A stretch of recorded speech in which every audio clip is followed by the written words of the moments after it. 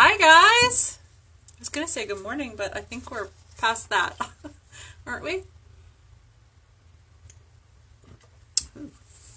My Axio is all down at the bottom.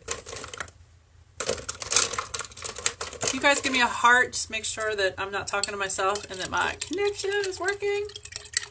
I'm Joy Hawk, for those of you that don't know me. I am an integrative health coach. I work part-time in Dr. Kat's office, seeing her patients. And Kathleen and I were actually just chatting, and we were just talking about how we wanted to really add some value and how could we create more of a collaborative community here. Hey, Siobhan. So, I was just talking about, let's talk about 4 really simple things that we can do to improve our health in 2019, because drop something, like an emoji of some kind, if everybody here is somehow focused on improving their health. Again, focused on what we want versus what we don't want, okay? And I know for me, coming into the new year, I feel really, really clear that I don't want to do anything from a place of lack or rigidity or scarcity. I'm really super clear on that and focused on, I want better health, but it has to come from, I don't know, not those other things. So one of the things that I'm doing is I'm committed to moving more frequently, right?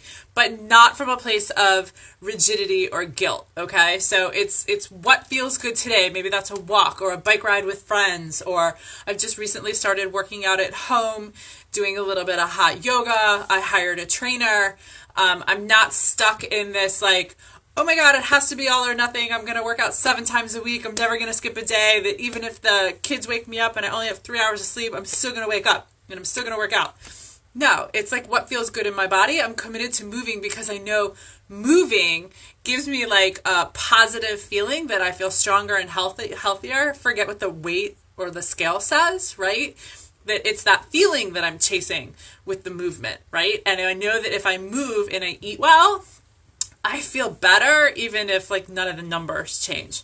So with that consistent daily action of just kind of focused on intentional moving, I will feel better and it will improve my health. It gets the lymphatic system flowing, it gets the endorphins going, it helps your mitochondria, all the good stuff.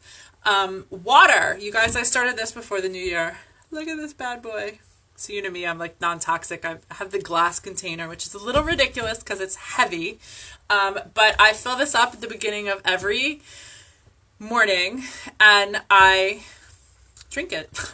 It's a gallon of water. For anyone that doesn't know, you should take your ideal body weight, divide it by 2, and that is how many ounces you should be drinking. So if your ideal body weight was 200 pounds, you would be drinking 100 ounces of water.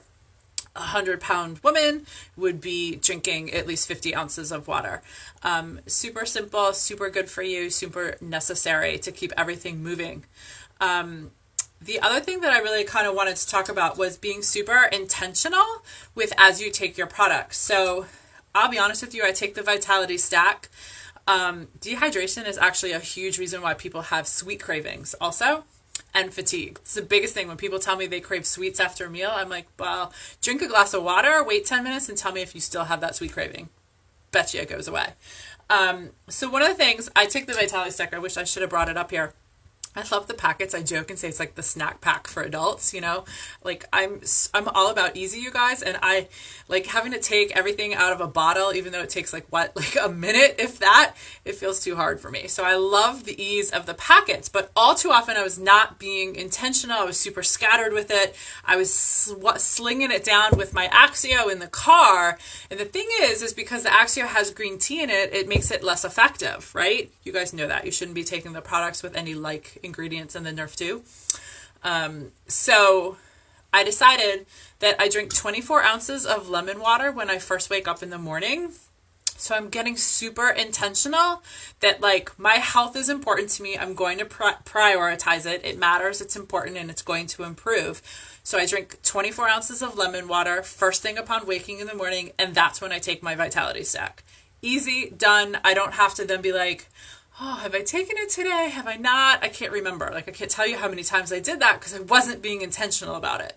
So that's number 3.